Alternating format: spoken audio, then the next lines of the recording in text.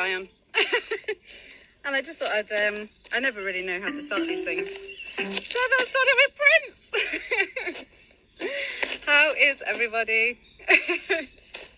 And it's amazing. In Glasgow, with the sun shining. I mean, what? Oh, here she is.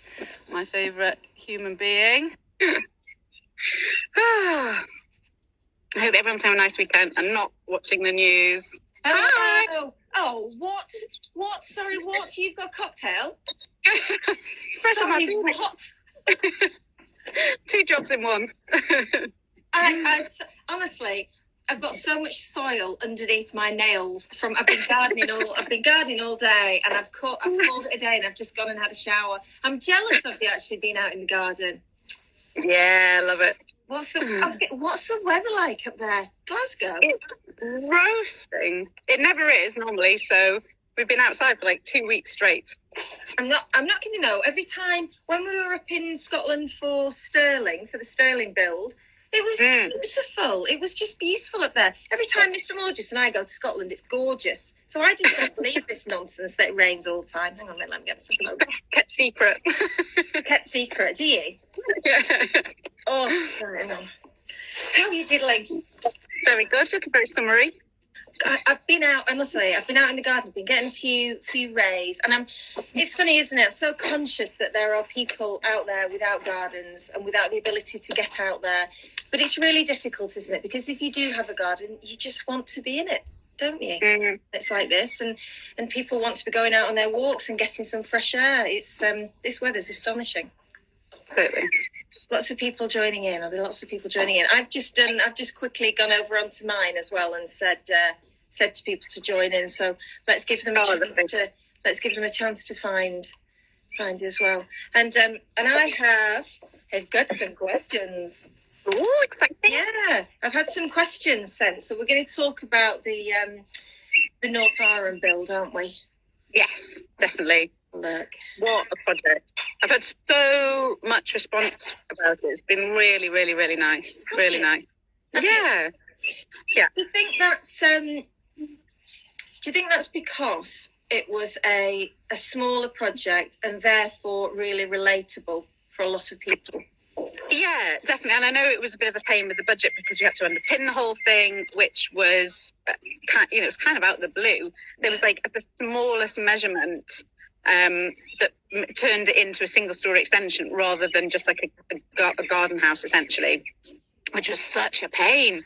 Yeah. But I think, the principle of it was super simple, and the idea of putting a really nice timber frame box on these existing thingy walls, what they call little dwarf walls, that loads of people have got, it's actually really easy. That's what I would say to my builder. It's easy, it's really easy. And they're like, what's wrong with you? It's easy.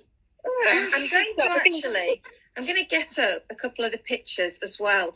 I don't think so. I've just discovered on the lives that when you're doing it on your own, there's a little icon at the bottom with a picture, and you can actually show pictures as part of the live video. I know, who knew? But I don't think, I'm just looking at the bottom, and I haven't got that at the minute. So for some people maybe who didn't...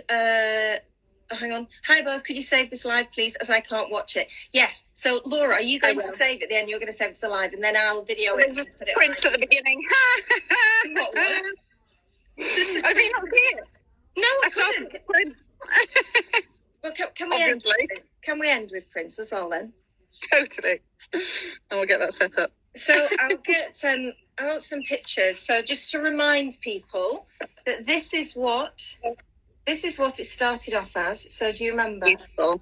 That's what it will have looked like when you first went to see it. So what were your when you went to see it? Before we jump into everyone's questions, what were your impressions when you saw this and met Jeremy and Paula? What was the first thing that went through your mind in terms of how you're going to approach this as an architect?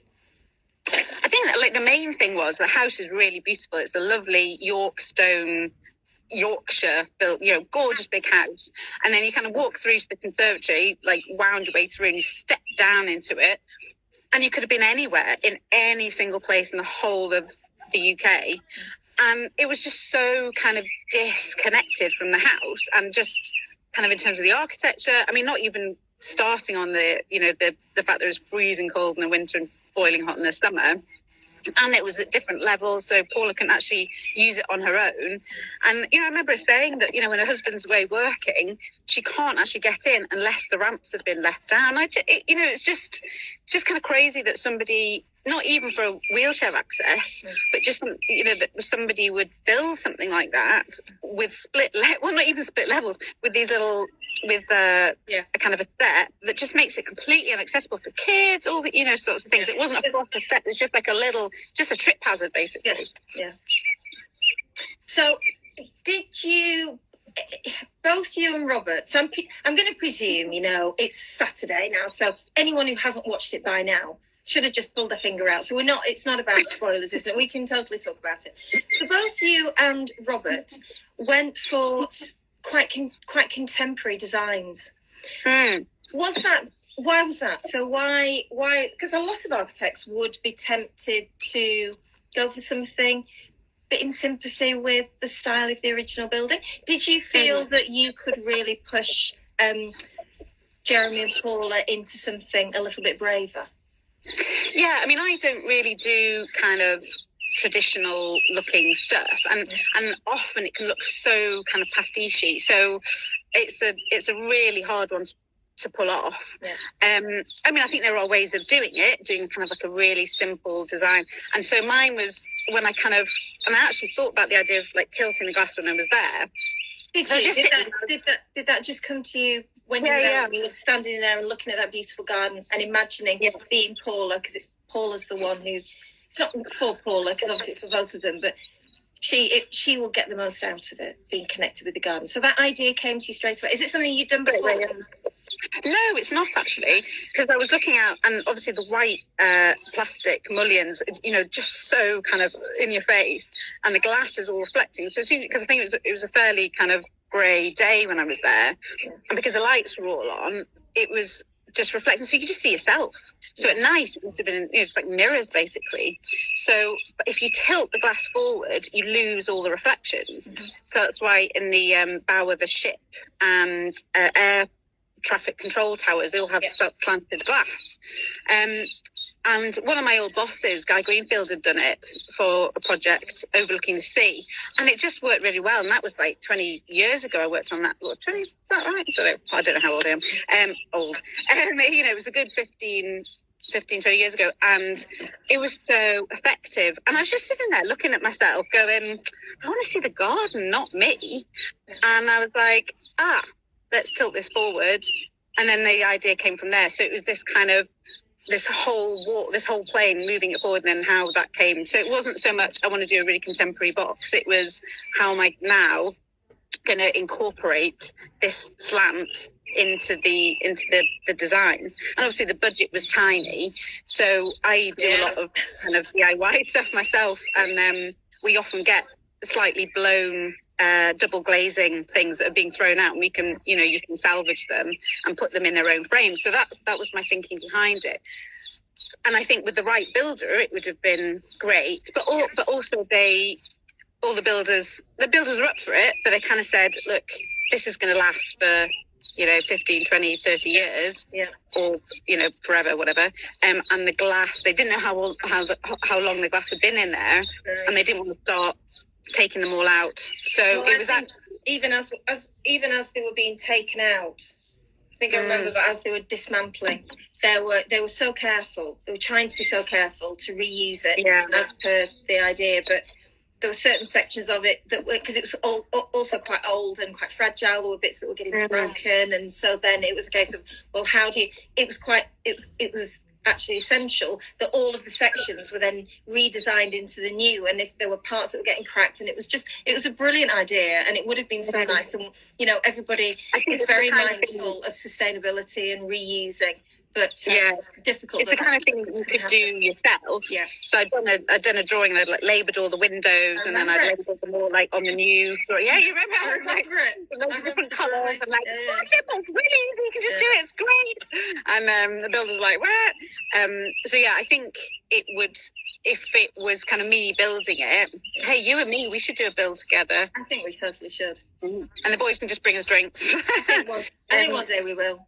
But yeah, it would have been great to kind of, actually like do it ourselves and fit these glazing into thingies but obviously as it went on, it realised that it was going to be slightly impractical.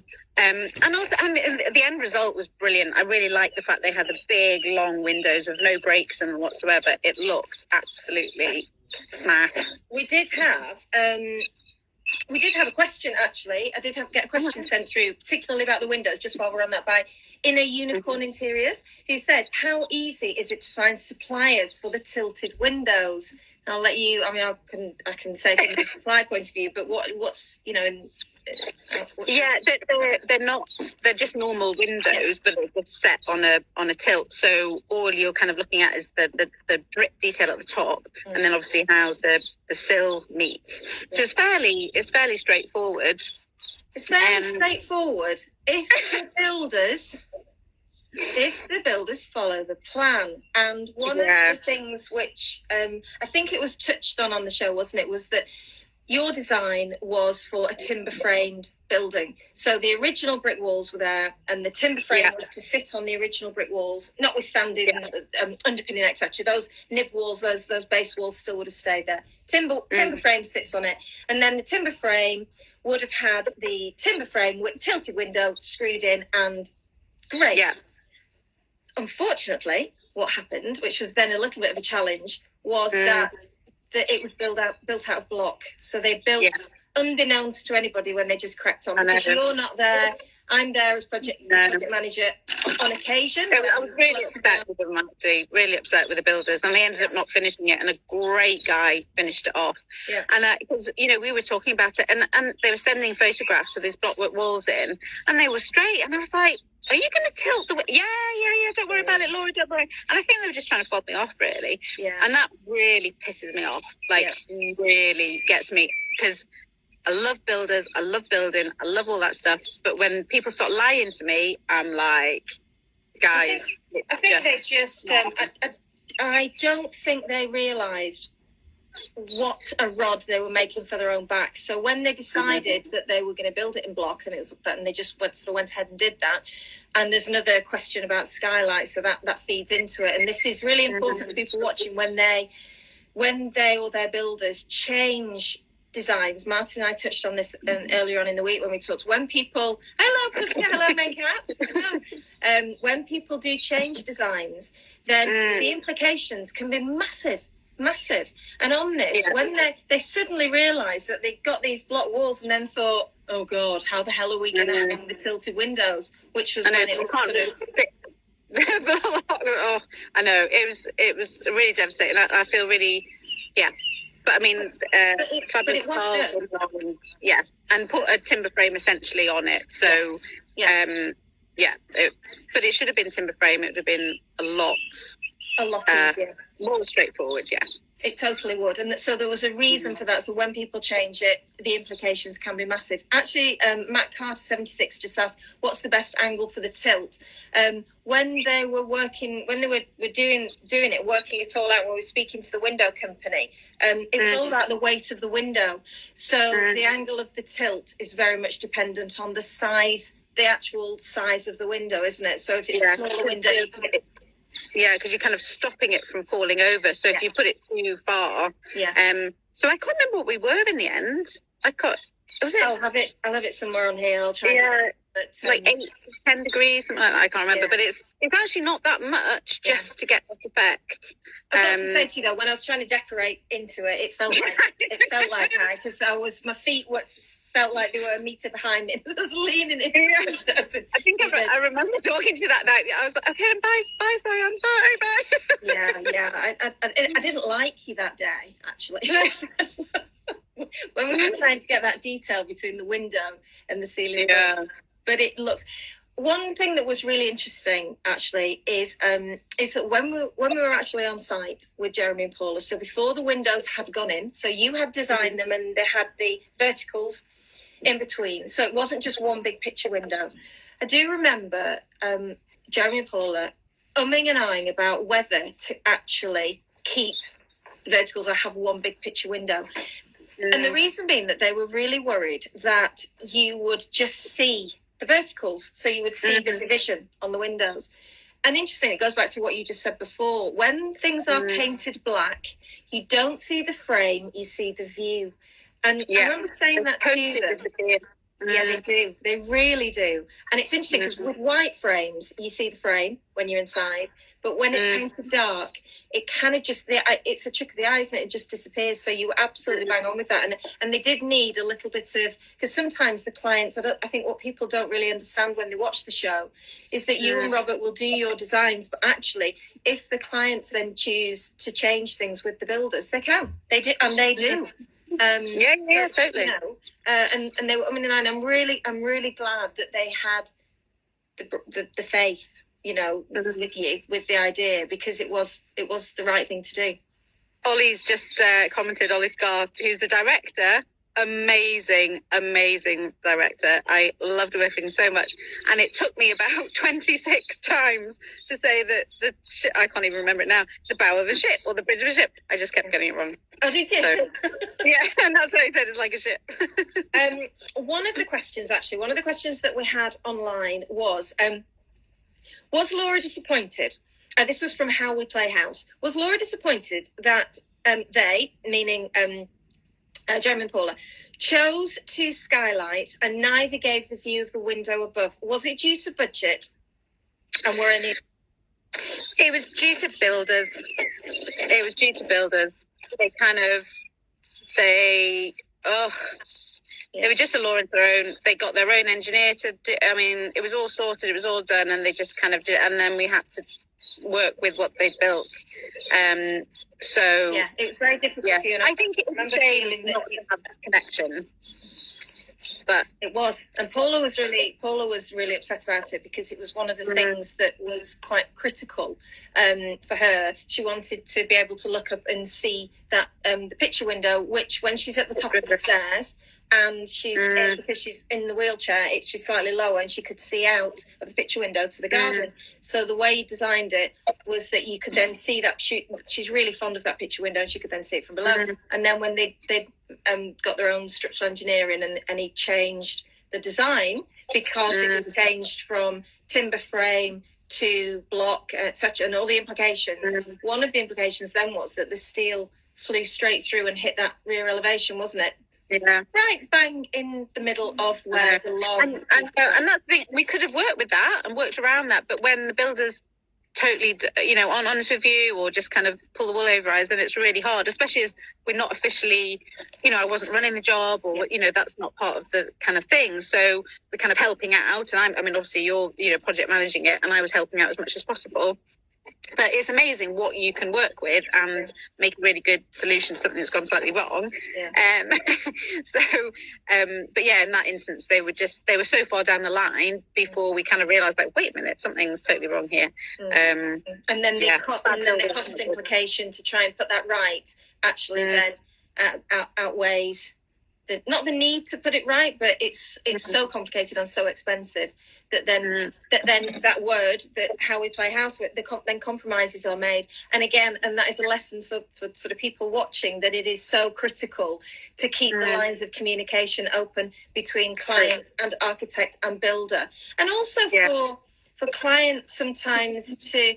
It wasn't always possible with the show just by the very nature of a TV show, but individual clients, when they're working with architects who are helping them on the job, to get the architect to explain why decisions are made and what the impact will be, because otherwise... And it's also having more eyes on it as well. So, I might have made a mistake here or done this there, or the builder might have made a mistake, or the client might want to, and if there's three people looking at it, then you can kind of think it through quite quickly. Or if somebody says, oh, why don't we do this? You'd be like, well, actually, because this has this implication, down the line. So I think it's so important to talk to each other and have just I mean, because I don't know why builders would do something against your, against the client, against the architects. It's like, just don't. It's like a false economy. I think genuinely, and I've worked with hundreds of builders over the years, and sometimes they just don't realise the implication of those changes. They just think, oh, it'll be okay. It's only a little change. And they don't realise that... They don't know what you're doing. No one will notice. No one will notice. Which is true.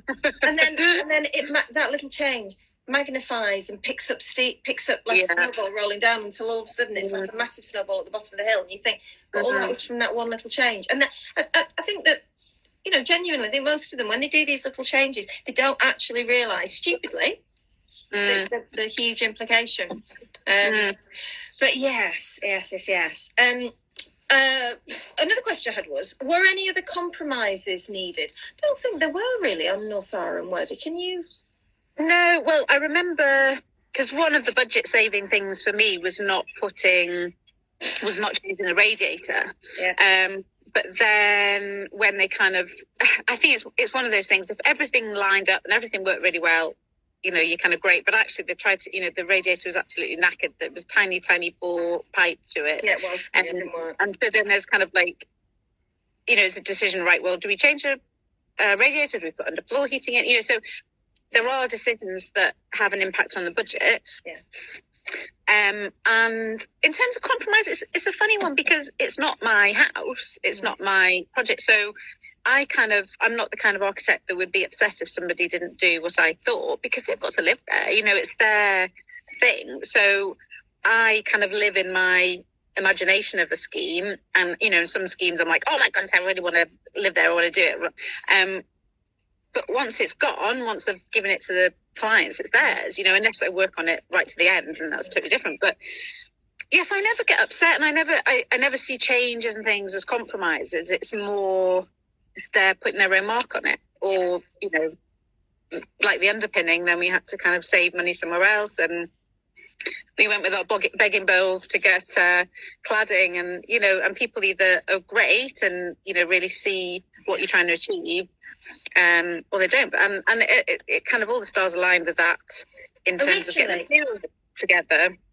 On the cladding originally, you wanted, it would have been, in an ideal world, burnt cedar, wouldn't it? The Shishugi Ban, the actual burnt cedar.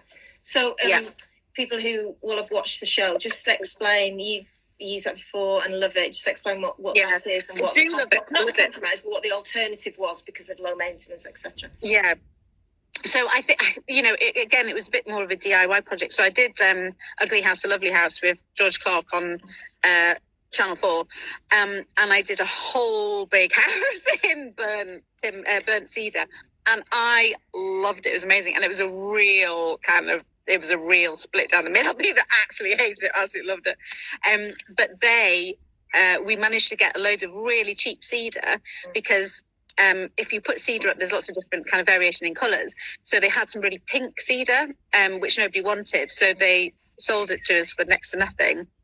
And the clients basically burned every single piece of timber that went on that house. Yeah. And it's a method of, you basically burn the top layer. It's an ancient Japanese method to give obviously a black kind of cracked finish to it. And it just looks incredible. And there's different depths you can do it. You can do it lightly. And the good thing about it is that it is antifungal, it's anti-insect, it's water. Yeah. I mean, it's amazing. Yeah. And it lasts forever. And that's a mighty long time. Yeah, that is a mighty long time. Really went with it. I know, thank you. No, it's all right.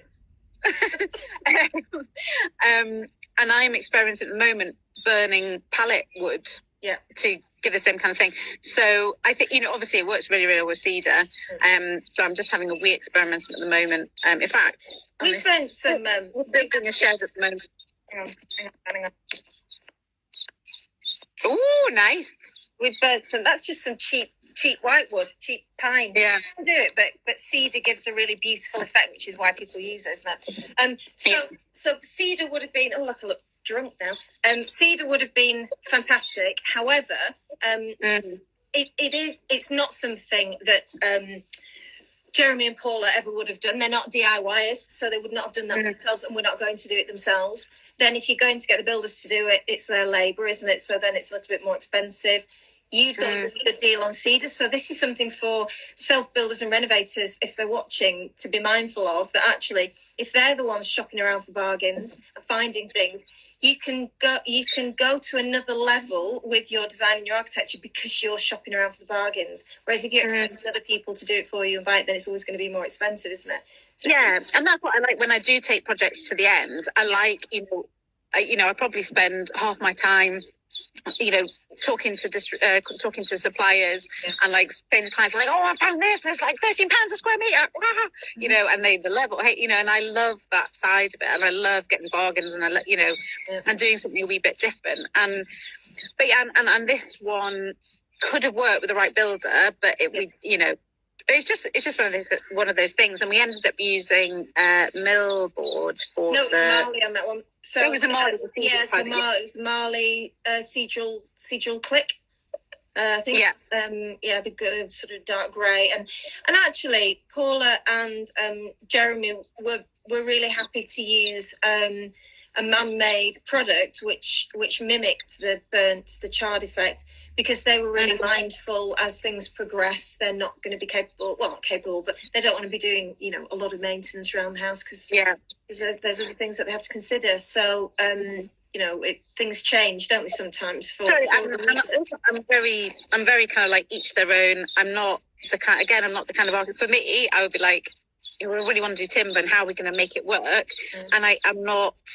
If somebody wants to use a composite or a non-natural material, I'm not the kind of like, can't possibly do that. I'm great for that kind of stuff, because, people will be, oh yeah, great, we've got timber, we've got to paint it every 5 years, or, so I am on board with everything and as sustainable as possible. Yeah. But, it's somebody else's house that I'm working with, I'm working for them. I'm not coming in, Yeah. A tight budget, a tight budget can often force you to think outside the box and make amazing discoveries, and that's very true, isn't it? When you're working hard to keep costs down, then let's have a look. Somebody asked me what I'm drinking. Espresso martinis, obviously. Lockdown martini. Saturday night. Often a studio Schubert, clients do not realise how much work goes into the supplier-contractor relationship.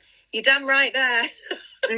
Sometimes we'll make a phone call for, like on the show, I'll make a phone call for materials or whatever, and one phone call and then it's sorted, and they go, oh, that was really easy. We could have done that. And it's like, no, it's easy.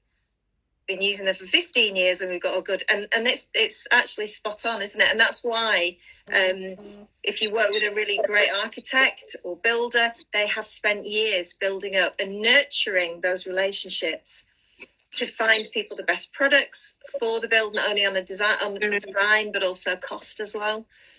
But, and I think, I've spoken on the phone, as you must have done, for years to people, and like in my old jobs, my old not my studio, the studio I used to work for, I'd have like a glazing contractor that I kept on, and I've spoken to him for like 15, 18 years on the phone, and then I met him maybe once, like twice, but he's done most of my jobs. And it's so funny, you build a kind of picture of somebody, and then you actually meet them and you're like, oh, you look a bit shorter than I thought you were going to be. Now with social media, it's much more common to know what somebody looks like and see them and feel like you actually know them a little bit more. It's in the old days, you really, it was just a discombobulated voice on the end of the phone, wasn't it? You'd never, unless you saw them at a trade show or something. Somebody asked actually. Sorry, go on. I was going to say, there's a great company called, what are they called? Oh my goodness. My the lighting all the time. It's espresso martinis, that's what that is. It's a lighting company. I've totally forgotten, that's awful. But they are brilliant, and they do all the components so you can put stuff together yourself, which is great. Enamel Shades. Big shout out to Enamel Shades. And one of the main... No, enamel shades. Oh, enamel shades, right. Yeah, and they're just fabulous. And Sophie was one of the main girls, and I speak to her all the time. And then she sent me photographs of bulbs and things that she had in store. And I always like see her nails. She's always got like beautiful nails. I'm like, Sophie, your nails are amazing. And you have like a proper relationship with people and not meet them.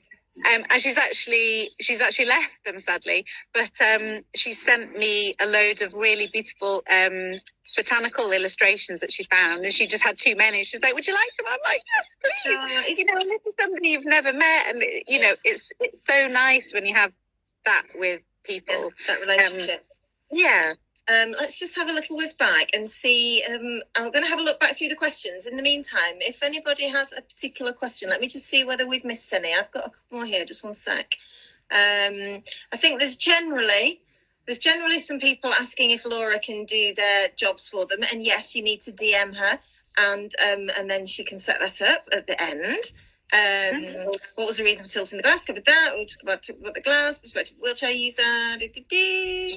What's the one thing you can do to make sure you get a decent builder? Asks Marion Whitty. I think have to set it at the right budget. I think is be realistic about your budget. And also talk about the budget at the beginning. So I always say to my clients, I obviously know the budget at the beginning. And I kind of work out a design, and I work out the square meter of internally of alterations, and have that in a kind of set cost per meter squared, and obviously the extension or any building works so I will have a rough figure broken down. This is the extension, this much, this is the internal works, this much of the different floors, and I give that. I talk to the builder about that right from the beginning. So because it's kind of crazy that builders have to price totally out of the blue, and they don't know where they come in or where they go in. So I always talk to the client, and I say, well, let's say, but I never say this is the budget. I say this is what we're kind of working with. So and 9 times out of 10 they're like, oh, I'm so glad you're going to do it like that, because otherwise they're just, cause nobody wants to do themselves out of work or whatever, and job, some jobs are more expensive and harder than others, more detail work. So it's nice having that at the beginning. So if you've got a sensible budget, a sensible builder, and the most important thing is to check references, to follow up like 2 or 3 previous job references and speak to the actual clients themselves. Hopefully go around and see them. That is the most important thing. And sometimes also people go around and see the last job or where the builder's still working. And it can be just as well to wait for a couple of months or go to see a job that was finished 6 months ago, because if there are then snagging issues or things that have gone wrong, you then know how the builder has related back to that job 6 months ago, because it's all very well and good going when everything's fine and the job's running, but actually if you go when the job's finished, because invariably there's snagging and there's things that that needs attention, and it always drags on. Studio Schubert says, what was your most challenging job? I don't know if that means on your homemade perfect. Let's assume it was. What's the most, obviously we can only talk about the ones that have been on so far. What was your most challenging job? So we've had Stockton, we've had St Albans, we've had Northowram, we've had Shrewsbury. Yeah, I would say that probably Northowram. I'd say that Tuesday nights was the most difficult, because it was because hard work with the builders. We had the whole. So I've got a rip in my. I don't normally wear it. It's like an actual rip. It's not a fashion rip. Listen, it's very warm. It's good that your knees are getting a bit of air. Well, exactly. Only one of them. It was. Yeah, it was tricky, and I think because there was so much. It felt really kind of weighted in a way. I felt so much affection for Paula, and I think when it started, when the builder was a bloody nightmare and we had to get it all underpinned, also, it kind of all started going wrong, and it was trying to keep. I'm getting emotional. Trying to keep. It was. There was a lot. Yeah, and I think actually that was the hardest one. Yeah. Do you project manage studioship? It's saying to you, do you project manage? You will do, won't you? On some jobs, it depends if the client is paying you to be part of the job right till the end. Yeah, it normally works out better because I used to project manage. It was a pain, and you end up doing so well. You end up doing so much work, and you can't possibly invoice for every single hour because it would just be astronomical. Yeah. So I often, when I see projects right through to the end, and I pick and choose the one, if they're really special, if there's something really exciting about it, then I'll see them through to the end and work really closely with the client and the architect. So it's not, but generally I work with builders have that they project manage, and I just work with them. So it's not a kind of official project managing role. Because you do that, and I don't know how you do it. It's so hard. Helps to have a good architect. But it's they're like herding cats, isn't it, dealing with builders? Yeah. Nicola FX. Now, Nicola, I'm going to answer this question. Nicola's saying, I'm interested in studying architecture, so I'm interested in where you both studied. We touched on this in the other live, didn't we? And I'm sure that we saved one of the other lives. So Laura studied at Glasgow. Yeah. School of Architecture. Yeah, School of Art. I'm not an architect, so don't ask me where I studied. The School of Life for the last 25 years. So no, lady builders don't tend to go to I did go to university, but I didn't do building. I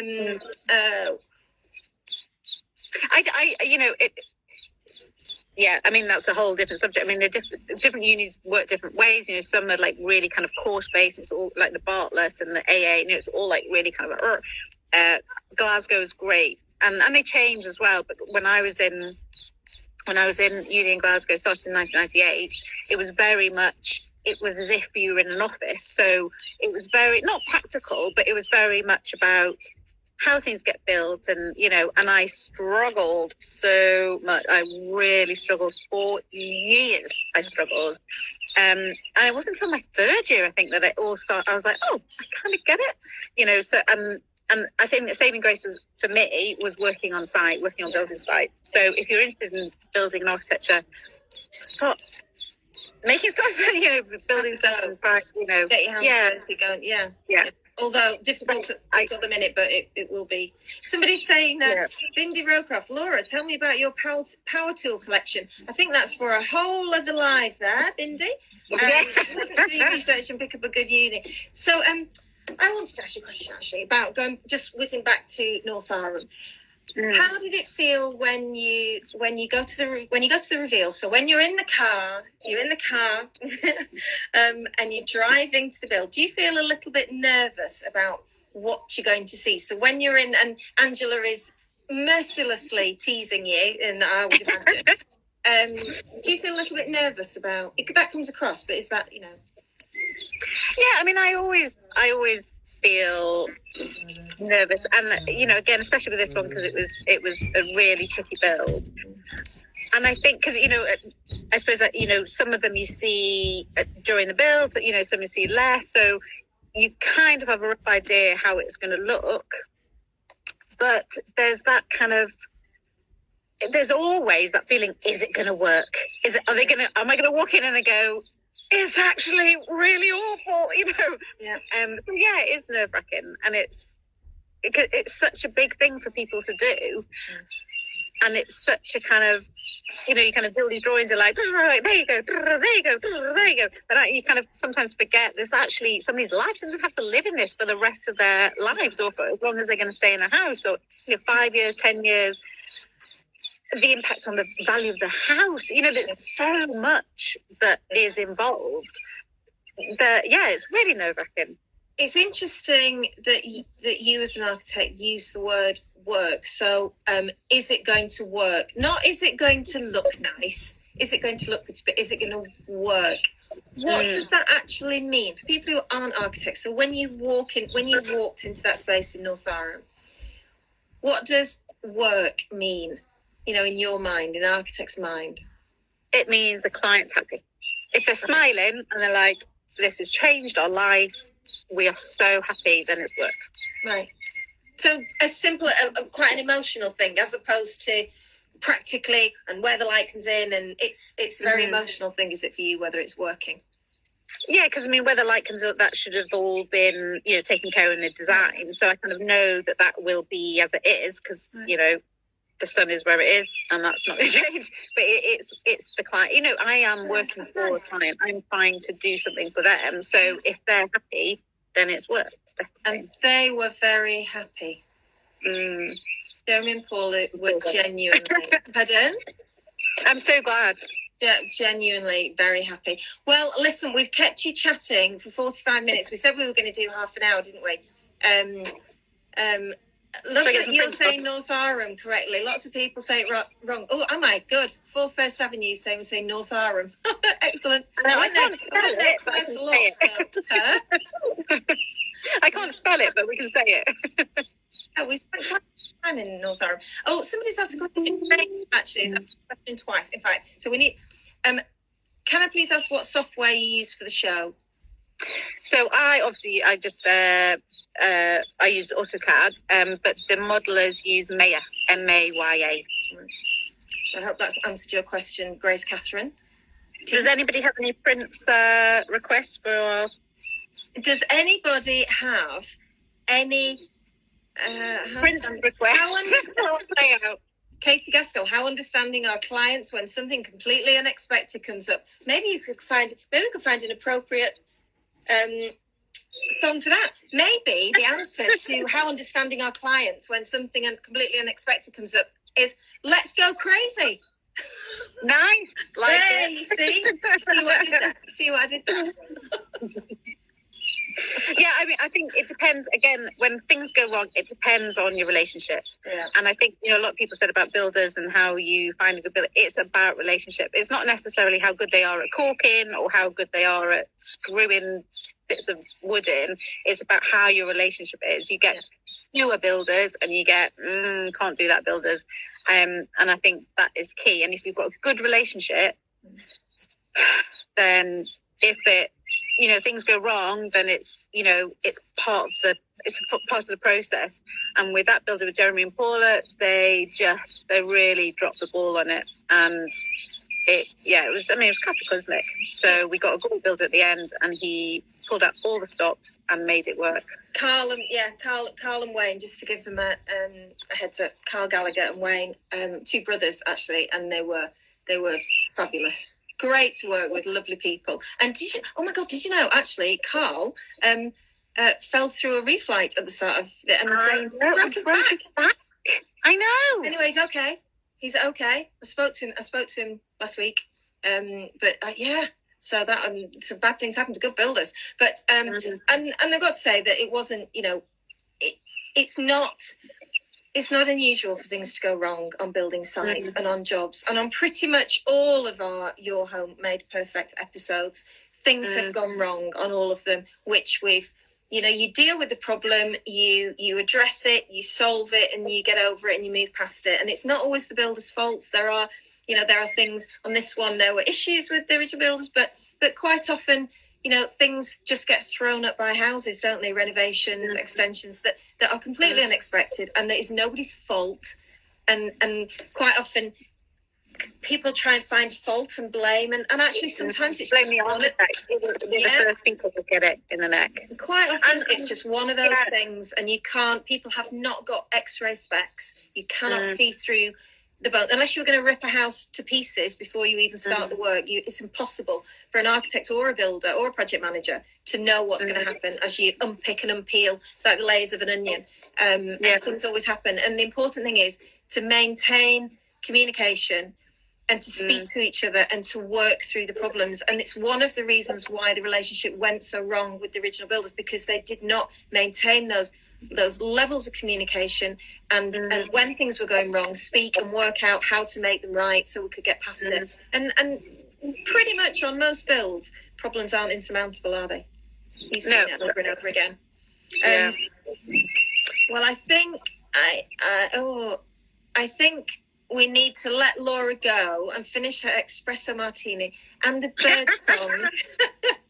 Right, if anybody, because I can't see anybody's comments actually. So have we had any Prince requests? Otherwise, I'm just going to. We've had a Diamonds and Pearls. No, come on, guys. Posh to Diamonds and Pearls. Come on. We've had a door. A door. Oh, a door.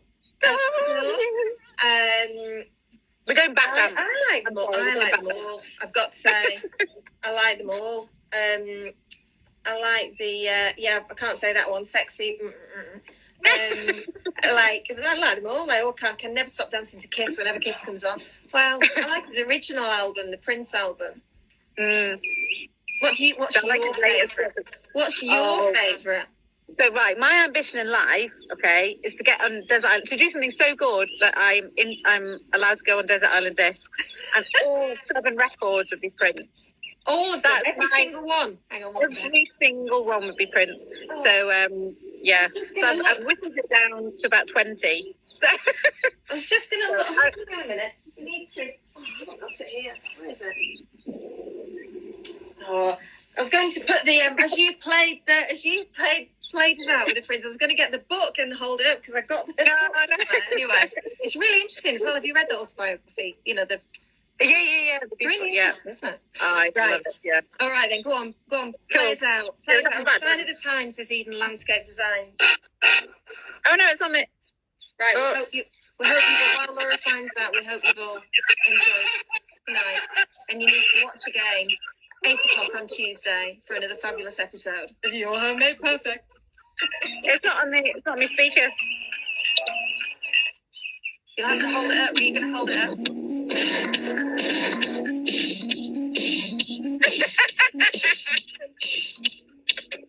Right, we're going to leave you. Look at that. She's dancing in the garden. That's it. What do you prefer, 4x2 or 4x3? What do you prefer, 4x2? Timber? Is that timber, you mean? Jesus. What a Okay. Right. I'm going to go and drink this and have a fantastic night. Will do. And I'll speak to you soon. Thanks, everybody. And don't forget to save this. Don't get all giddy dancing and not forget to save it. Because she will, you know. I will. She's all giddy now. She's got Prince on. Let's